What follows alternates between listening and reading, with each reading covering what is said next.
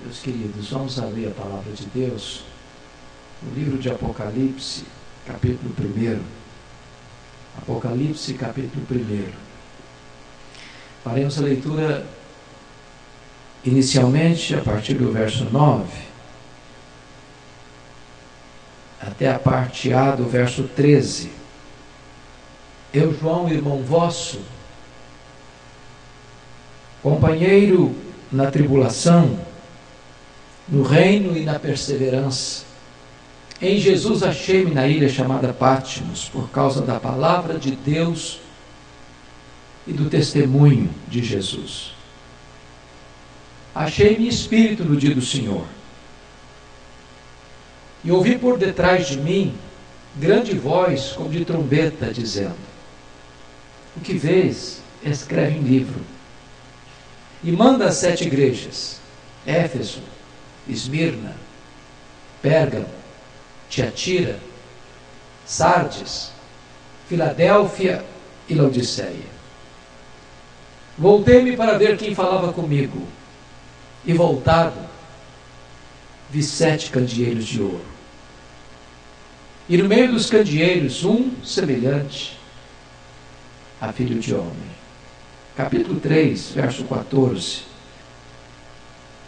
Ao anjo da igreja em Laodiceia escreve: estas coisas diz o Amém, a testemunha fiel e verdadeira, o princípio da criação de Deus. Conheço que nem és frio nem quente. Quem dera fosses frio ou quente. Assim, porque és morno e nem és quente nem frio, estou a ponto de vomitar-te da minha boca. Pois dizes: estou rico, abastado, não preciso de coisa alguma, e nem sabes que tu és infeliz, miserável, pobre, cego e nu. Aconselho-te que de mim compres ouro refinado pelo fogo, a fim de te enriqueceres, vestiduras brancas para te vestires, a fim de que não seja manifesta a vergonha da tua nudez, e colírio para ungir os olhos, a fim de que vejas. Eu repreendo e disciplino a quantos amo. Sê, pois, zeloso e arrepende-te. Eis que eu estou à porta e bato. Se alguém ouvir a minha voz e abrir a porta, eu entrarei, cearei com ele e ele comigo. Ao vencedor dar-lhe-ei sentar-se comigo no meu trono, como eu venci e sentei com meu Pai no seu trono. Quem tem ouvidos, ouça o que o Espírito diz às igrejas. Amém. Os tempos tão difíceis, amargos e dolorosos da perseguição à igreja, haviam chegado, como Jesus profetizou, no Monte das Oliveiras. Desde que Nero, com 17 anos de idade, assumiu o governo de Roma, no ano 54. Este homem era louco, devasso, cruel, que mandou matar sua própria mãe e outros membros da sua família. Durante todo o seu governo, o império viveu sob instabilidade e os cristãos debaixo de grande perseguição. Até que no dia 17 de julho de 64, ele pôs fogo na capital do império. E ele mesmo, vestido de ator, subiu para o alto da torre de Mecenas, tangendo a sua lira e assistindo de lá o espetáculo daquelas chamas. Esse incêndio durou até 24 de julho. 7 noites, 6 dias de incêndio. Quando as chamas se apagaram, a cidade estava praticamente destruída. Dos 14 bairros de Roma, 10 deles tinham sido devastados. Por serem os outros 4 bairros restantes povoados por judeus e cristãos, ele encontra um álibi para botar a culpa do incêndio nos crentes. E começa uma brutal perseguição contra a igreja. A situação foi tão dramática que os historiadores afirmam que faltou madeira na época para fazer cruz, tamanha quantidade de crentes crucificados na cidade de Roma. 2 anos depois, ano 66, explode uma rebelião dos judeus em Israel, especialmente em Cesareia Marítima, porque uma sinagoga judaica havia sido profanada. E os zelotes, que nunca foram favoráveis ao governo de Roma, se rebelaram contra Roma. E naquela época, Roma manda para lá o general Tito, para tentar conter aquela rebelião. 2 anos depois, ano 68, o imperador Nero, numa situação insustentável com o Senado romano, é deposto pelo Senado. E nesse mesmo ano, Nero se mata, abrindo mais uma crise na política do império. 2 anos depois, ano 70, a rebelião em Israel está inadministrável. A crise avoluma-se. E o general Tito cercou a cidade de Jerusalém e invadiu a cidade de Jerusalém e destruiu a cidade de Jerusalém. Arrasou o templo, não ficando pedra sobre pedra como Jesus havia profetizado. Milhares de judeus e cristãos foram mortos.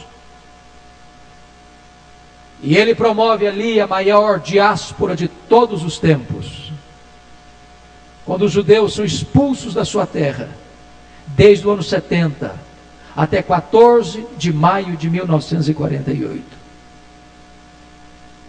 Nesse mesmo ano 70, o imperador Vespasiano inaugura o Coliseu Romano.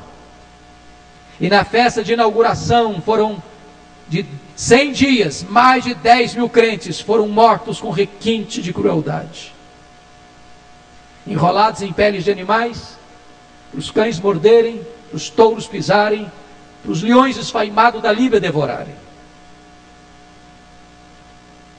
Ano 86, assume o governo de Roma Domiciano, chamado de o segundo Nero, pela sua crueldade com que perseguiu a igreja. E é Domiciano quem vai deportar o apóstolo João de Éfeso, capital da Ásia Menor, para a ilha do Mar Egeu, a ilha de Patmos. E vale destacar que a essas alturas, todos os demais apóstolos de Jesus já estavam mortos pelo viés do martírio. Possivelmente, Domiciano, que foi o primeiro imperador a arrogar para si o título de Senhor e Deus, tinha o propósito de calar a voz do último representante do colégio apostólico. Mas diz a Bíblia que quando João está nesta ilha, isolado, na tentativa de que o último representante do colégio apostólico fosse silenciado, quando todas as portas da terra se fecharam para ele, Deus abriu-lhe uma porta no céu e disse: sobe para aqui e eu te mostrarei não as coisas que talvez aconteçam, não as coisas que podem acontecer, mas eu lhe mostrarei as coisas que devem acontecer. Até nas horas mais sombrias, Deus está no controle e Ele governa a sua igreja. Era um dia de domingo, era o dia do Senhor. E João escuta uma voz atrás dele dizendo: o que vês, escreve em livro e manda às 7 igrejas: Éfeso, Esmirna, Pérgamo, Tiatira, Sardes, Filadélfia e Laodiceia. Quando ele se volta para ver quem falava com ele, ele na verdade vê 7 candeeiros de ouro, símbolo das 7 igrejas, e no meio dos candeeiros, um semelhante a filho de homem. O relato de Apocalipse, capítulo 1, é que o Cristo que João vê não é o Cristo surrado, cuspido, espancado, do sinédrio judaico e do pretório romano, mas é o Cristo da glória.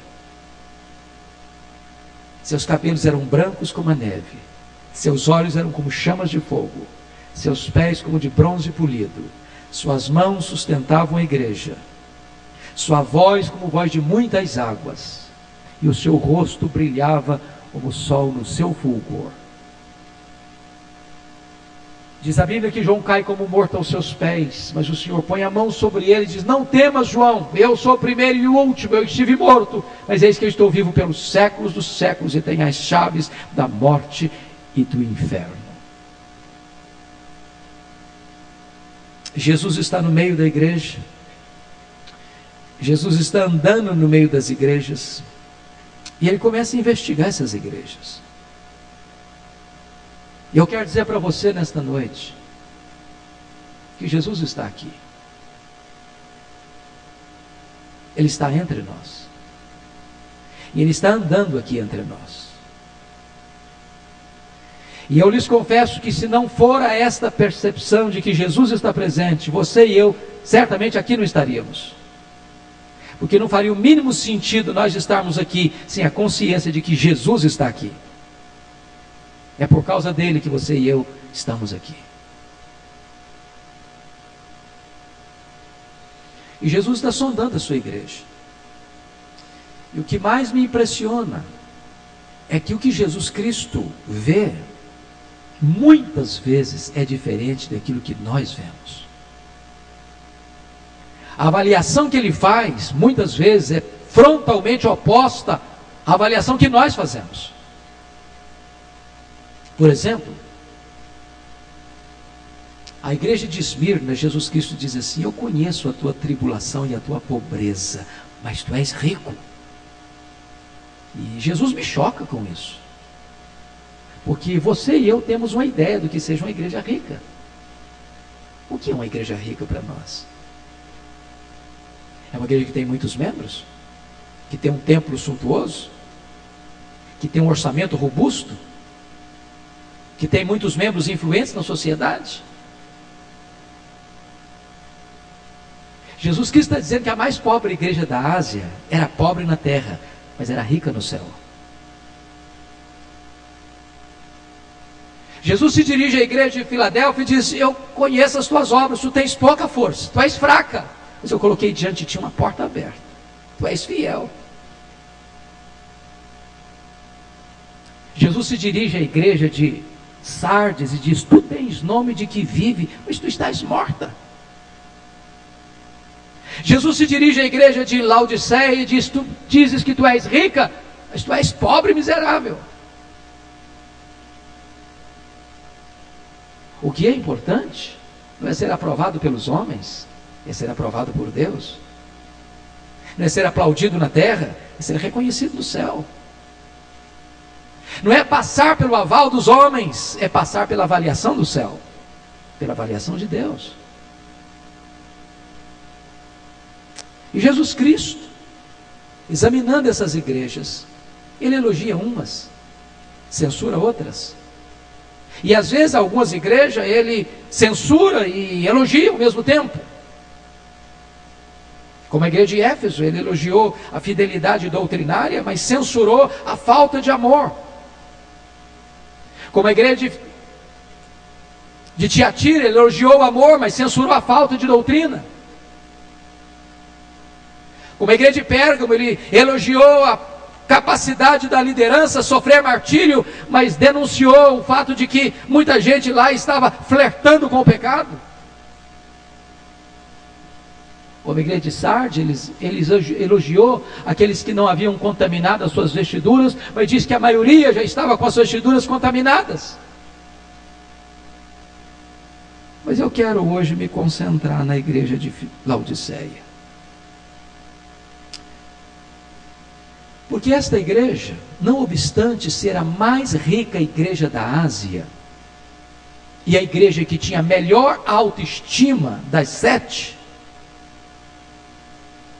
é a igreja que mais recebe censura de Jesus. Aliás, a única igreja que não recebe nenhum elogio de Jesus. Na verdade, a única coisa boa que Laodiceia tinha era o pensamento que ela tinha acerca dela mesma.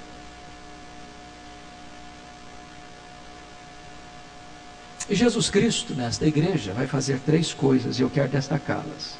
Primeiro, Jesus vai fazer um diagnóstico dos versos 17 ao verso, do verso 15 ao verso 17. Depois, Jesus Cristo vai fazer um apelo dos versos 18 ao verso 20. Depois, finalmente, Jesus vai fazer uma promessa, no verso 14, verso 21 e verso 22. Conclamo você a pensar comigo no diagnóstico que Jesus vai fazer. E o diagnóstico de Jesus não é uma opinião, é uma realidade. Ele não tem uma opinião a nosso respeito, ele tem a verdade a nosso respeito.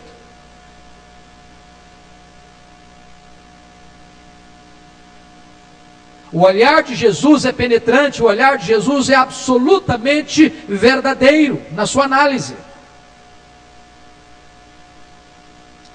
Talvez devêssemos perguntar hoje: Jesus, que diagnóstico tu tens da minha vida? Porque é possível que eu esteja enganado acerca de mim mesmo. E o auto-engano é um perigo. É possível que eu esteja enganado pela opinião que as pessoas têm de mim. As pessoas podem fazer de mim uma avaliação que não seja verdadeira.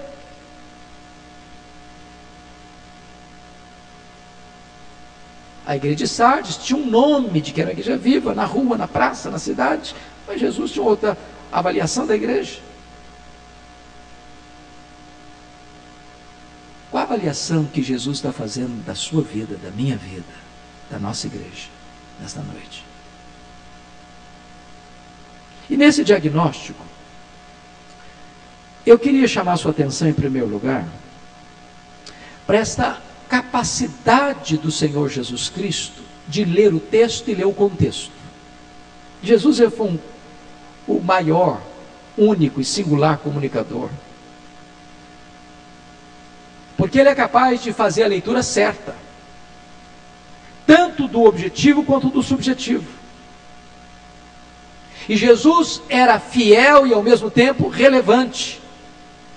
Jesus não dava respostas a perguntas que não estavam sendo feitas.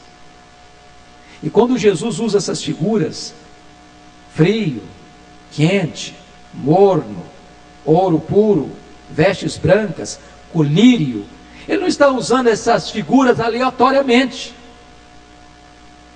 Ele está lançando mão da geografia, da economia, da cultura,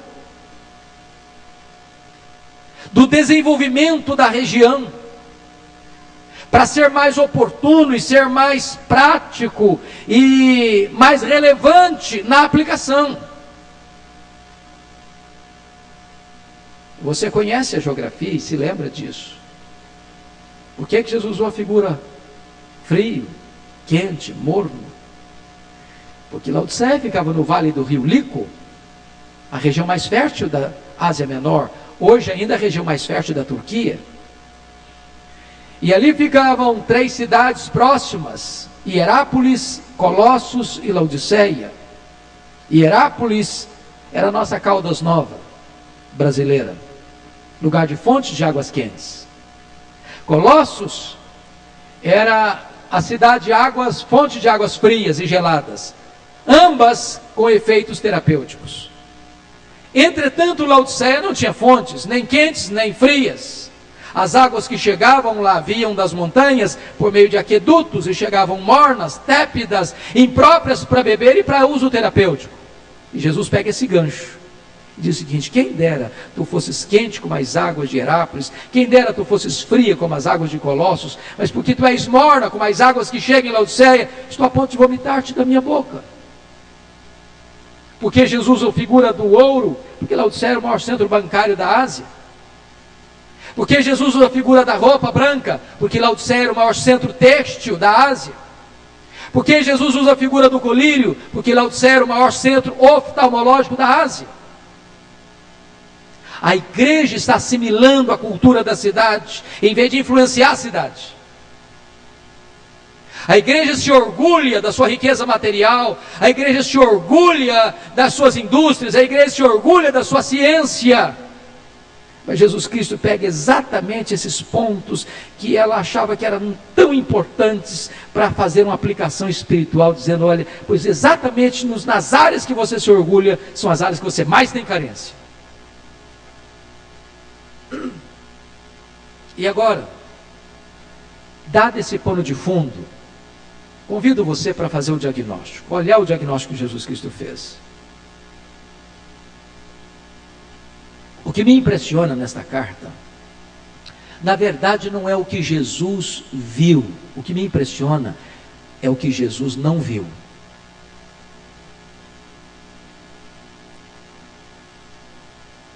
Porque a grande pergunta que eu teria que fazer é a seguinte: meu Deus, a única igreja que só recebe censura, a única igreja que está provocando dor, desconforto em Jesus, náuseas no Filho de Deus, que coisas terríveis são essas que Jesus viu nessa igreja? Primeiro, Jesus não denuncia nesta igreja nenhum desvio doutrinário. Leia as 7 cartas, e você vai ver que havia ataque dos falsos apóstolos na igreja de Éfeso. Você vai ver que havia doutrina de Balaão na igreja de Pérgamo. Você vai ver que havia doutrina de Jezabel na igreja de Tiatira. Que os falsos mestres e as heresias estavam atacando a igreja, mas não há nenhuma denúncia de Jesus, de qualquer falso mestre, de qualquer falso apóstolo, de qualquer heresia, de qualquer desvio doutrinário na igreja de Laodiceia. Diríamos então que essa igreja era uma igreja ortodoxa, mas uma igreja rigorosamente fiel à doutrina está provocando náuseas no Senhor Jesus. Segundo lugar, leia as 7 cartas, e você vai perceber que Jesus não faz nenhuma denúncia de problema moral nesta igreja. Havia imoralidade na igreja de Pérgamo, prostituição. Havia imoralidade na igreja de Tiatira, a falsa profetisa Jezabel estava induzindo o povo à prostituição também. Havia imoralidade na igreja de Sardes, a maioria havia contaminado as suas vestiduras. Mas não há qualquer denúncia de Jesus de imoralidade na igreja de Laodiceia. Não havia escândalos nessa igreja. A liderança não precisava se reunir para disciplinar nenhum membro. Essa igreja era ortodoxa e essa igreja era ética. Terceiro lugar, não há qualquer vestígio, ao contrário, inclusive, de problemas financeiros na vida dessa igreja, de pobreza na vida dessa igreja. Esmirna era pobre, Filadélfia era fraca, essa igreja é rica, essa igreja é próspera. Essa igreja devia ter o maior orçamento da Ásia Menor. Certamente a teologia da prosperidade não faria qualquer sucesso lá, porque todo mundo já era rico. A despeito de ser uma igreja ortodoxa, de ser uma igreja ética, de ser uma igreja próspera, está provocando náuseas no Senhor Jesus. Mas em quarto lugar, não há denúncia de Jesus de perseguição nessa igreja, nem política, nem religiosa. O mundo está em polvorosa, o líder da igreja de Pérgamo tinha sido martirizado. Essa igreja está em paz. Notem isso. Essa igreja é ortodoxa, essa igreja é ética, essa igreja é próspera, essa igreja está em paz. Se você e eu morássemos lá nessa ocasião, nós iríamos querer ser membros desta igreja.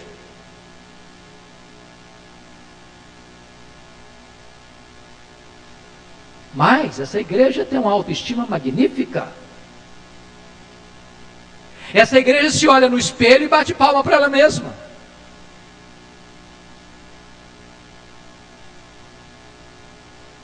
Então, isso é o que Jesus não viu. No diagnóstico, vamos ver o que é que Jesus viu nessa igreja. E Jesus denuncia o seguinte: eu conheço as tuas obras, que nem és frio nem quente. Quem dera fosses frio ou quente. Assim, porque tu és morno, nem quente nem frio, estou a ponto de vomitar da minha boca. A única coisa que Jesus viu nessa igreja foi falta de fervor espiritual. Eu quero dizer para você que fervor espiritual é um quesito que não dá para nós humanos avaliarmos com total clareza. Porque pela avaliação humana, Sardes era avivada.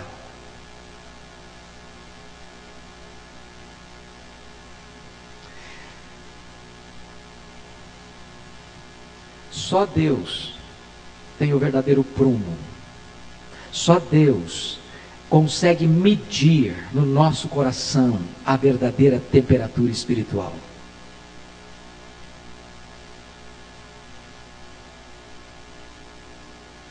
E Jesus consegue fazer isso. Irmãos amados, eu não tenho dúvidas,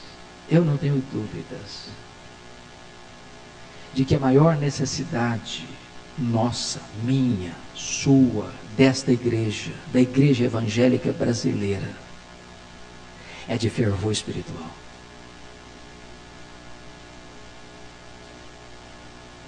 Eu posso lhe dizer que a fidelidade doutrinária é inegociável.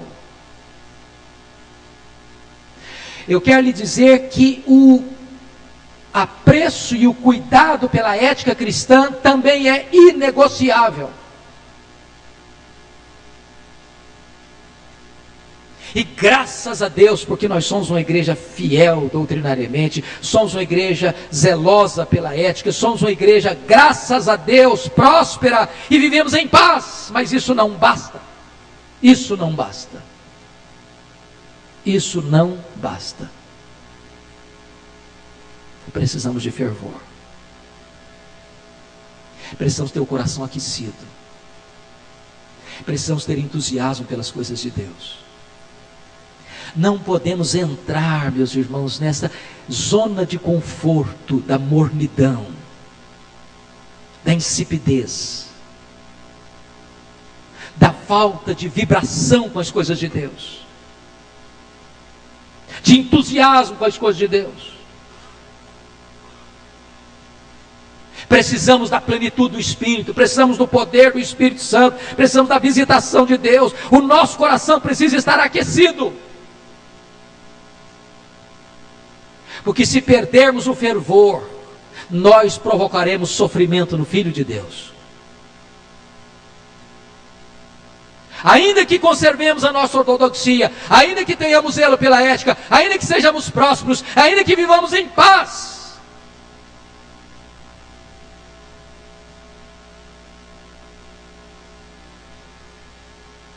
segundo ponto que eu quero destacar, depois do diagnóstico, Jesus Cristo vai fazer um apelo. Versículos 18 a 20. E Jesus, que é Senhor da igreja e dono da igreja, opta por se aproximar da igreja, dando conselhos e não dando ordens. Aconselhe-te. Ele está sendo cavalheiro, está sendo dócil, meigo, gentil. Aconselhe-te. Se apresenta como que um mercador espiritual, que tem um produto para vender, esse produto é vital e o preço é de graça. Aconselho-te que tu compres de mim ouro puro para te enriqueceres, vestiduras brancas para te vestires, a fim de que não seja manifesta a vergonha da tua nudez, e colírio para ungir os teus olhos, a fim de que vejas. E Jesus está nos ensinando um princípio vital aqui. Que princípio? Como é que a igreja vai restaurar o fervor espiritual? Isso não é uma questão mística. Nós não podemos gerar fervor espiritual Nós não podemos produzir por nós mesmos fervor espiritual. A igreja não promove avivamento. A igreja não gera avivamento. Avivamento é obra soberana do Espírito Santo de Deus. Mas como se consegue esse fervor? O segredo está no versículo 18. Aconselho-te que tu compres de mim, disse Jesus. Quantas pessoas que na busca de fervor se desviaram da sã doutrina? Quantas pessoas que na busca de fervor entraram por experiencialismos perigosos? Quantas pessoas que descaminharam-se das veredas da justiça na busca do fervor? Jesus está dizendo o seguinte: se você quer fervor, é comigo, é vindo a mim, é estando na minha presença, é me conhecendo na intimidade. Sou eu quem possa aquecer o seu coração. Lembra dos dois caminhantes de Emaús, quando os seus olhos foram abertos e eles reconheceram Jesus? Diz o texto que os seus corações começaram a arder. A igreja precisa redescobrir a intimidade de Jesus, se encantar com a beleza de Jesus, com a santidade de Jesus, com a majestade de Jesus, com a glória de Jesus. Jesus precisa ser a nossa alegria, o nosso deleite, o nosso prazer, a nossa riqueza, a nossa herança, a razão da nossa vida.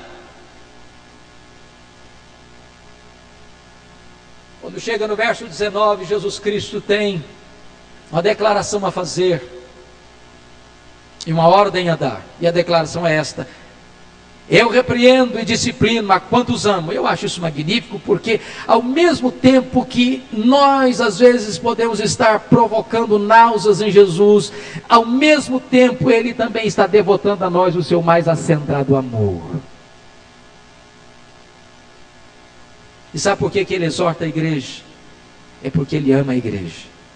E não quer que a igreja prossiga um caminho de insipidez espiritual, de mornidão espiritual,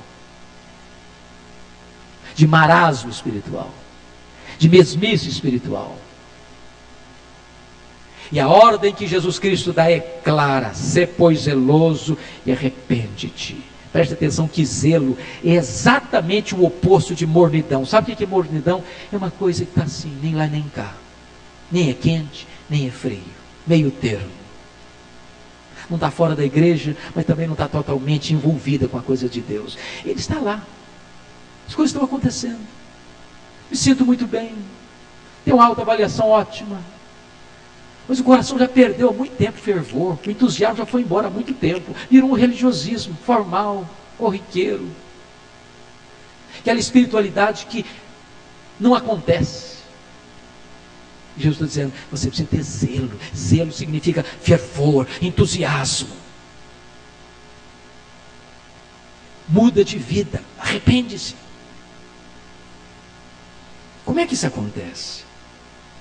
Quando chega o verso 20, Jesus Cristo faz algo magnífico. No passado, lá naquele século I, quando alguém chegava numa casa, ele tinha duas maneiras de chamar a pessoa. Às vezes se colocava um objeto de metal na porta, até isso, muito comum hoje em alguns países ainda hoje. Coloca lá assim um objeto de metal, e você chega na porta e bate aquele metal.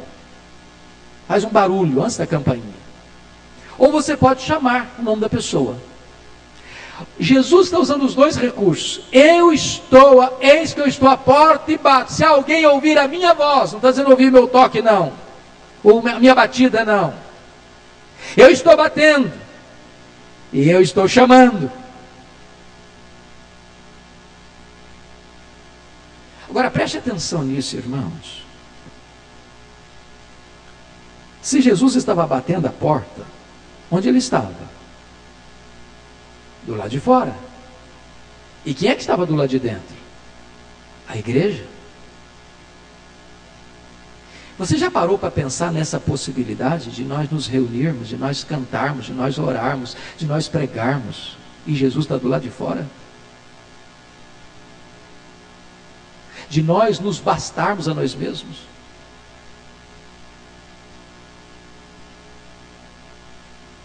Pior, de nós estarmos como um fim em nós mesmos e muito satisfeitos.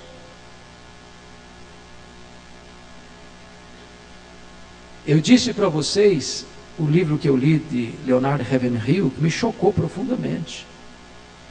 O segundo livro dele, primeiro todos lembram, porque tarda o pleno avivamento. O segundo livro dele, ele faz uma pergunta perturbadora.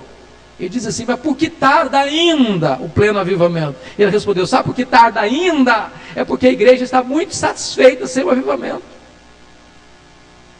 Muito satisfeita.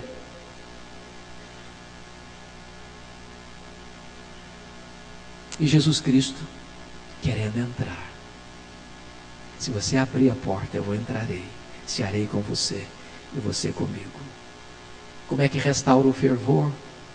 Assentando-se à mesa com Jesus, tendo intimidade com Jesus, conhecendo a intimidade de Jesus. Quando você está perto de Jesus, seu coração aquece.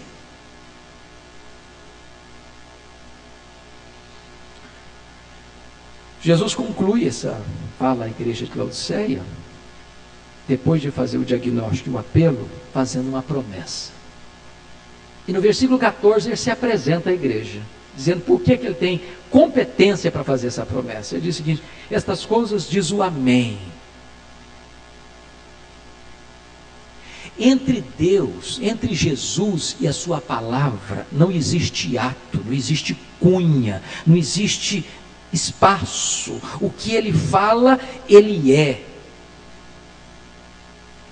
Ele é o próprio juramento. Ele não apenas faz juramento, ele é o próprio juramento. Eu sou o Amém. Eu sou a última palavra de Deus para você. Eu sou a testemunha fiel e verdadeira. O que eu falo, eu cumpro. O que eu realizo, ninguém pode impedir minha mão de realizar. E eu sou o princípio da criação de Deus, porque se eu trouxe à existência o que não existiam, eu também sou competente para aquecer de volta o seu coração. E a promessa que ele vai fazer está no verso 21, o vencedor dar-lhe-ei sentar-se comigo no meu trono, como eu venci e sentei com meu Pai no seu trono. E o que eu acho maravilhoso é que Jesus sai do verso 20, da intimidade da mesa para a publicidade do trono. E quem é que vai sentar-se com ele na publicidade do trono? É quem assentou-se com ele na intimidade da mesa. E aí Jesus termina assim, quem tem ouvidos, ouça o que o Espírito diz às igrejas.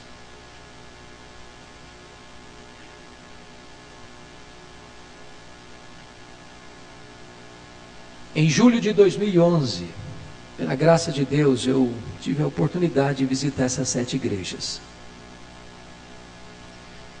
Eu confesso para vocês que em alguns lugares as lágrimas rolaram pela minha face, quando eu relia e tornava a ler esses textos. Porque estas 7 igrejas morreram, literalmente morreram. Todas elas morreram. Nesta mesma região, a única coisa que você vê são escombros, pedras reviradas e uma vaga lembrança de uma igreja que existiu no passado. Nesta mesma região não tem 1% de crentes hoje. E sabe por que essas igrejas morreram? Porque elas não ouviram o que o Espírito Santo disse a elas. Eu volto meu olhar para a Europa, o velho continente onde aconteceu a reforma, movimentos puritanos, movimento pietista, movimentos morávios, as missões modernas, os avivamentos, e eu vejo uma igreja morta. Morta. Eu estive em outubro agora em Genebra. Não há vestígio de cristianismo, não há. O museu de João Calvino está numa casa miseravelmente pobre. E você não vê sinais de protestantismo mais. Estive ano passado na Inglaterra, e o que tem lá de esperança são as igrejas dos imigrantes. E uma pessoa me disse: pastor Hernandes, a Inglaterra não é mais o país de George Whitefield e de John Wesley. Não é mais o país de Charles Haddon Spurgeon. Não é mais o país de William Wilberforce, de William Carey, de Charles Haddon Spurgeon, de Mark Lloyd Jones, de John Stott. A Inglaterra hoje é o país de Richard Dawkins, o patrono dos ateus. Os nossos templos estão sendo vendidos e transformados em museus, em boates e em mesquitas muçulmanas.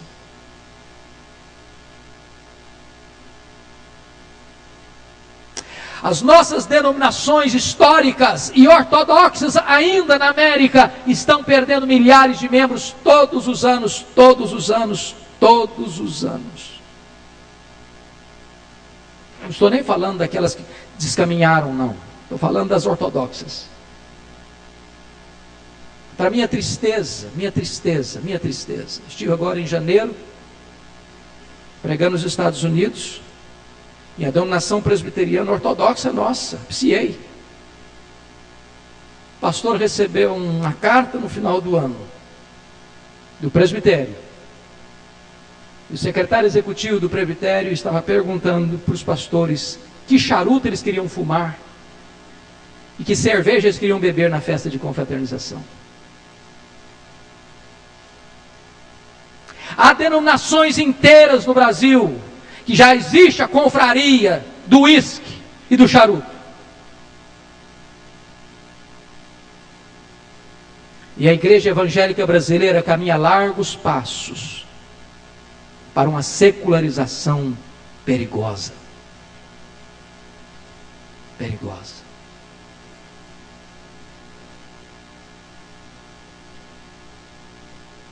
A cada 3 gerações, irmãos, uma igreja corre o risco de cair numa apostasia. A geração que nasceu no Egito morreu no deserto. A geração que nasceu no deserto entrou na terra prometida. A terceira geração, diz a Bíblia, não conhecia mais a Deus. Talvez os nossos avós foram mais crentes que os nossos pais. Talvez os nossos pais foram mais crentes do que nós. Talvez nós seremos mais crentes que os nossos filhos. Se Deus não tiver misericórdia, os nossos netos podem herdar uma igreja apóstata. Sabem por quê? Porque nós não temos ouvido o que o Espírito diz às igrejas. É tempo da igreja se humilhar diante de Deus, se quebrantar diante de Deus e rogar por fervor espiritual. Às vezes nós nos orgulhamos de sermos ortodoxos, de sermos éticos, de sermos prósperos e estarmos em paz. Glória a Deus por isso, mas isso não é bastante. Que Deus tenha misericórdia de nós.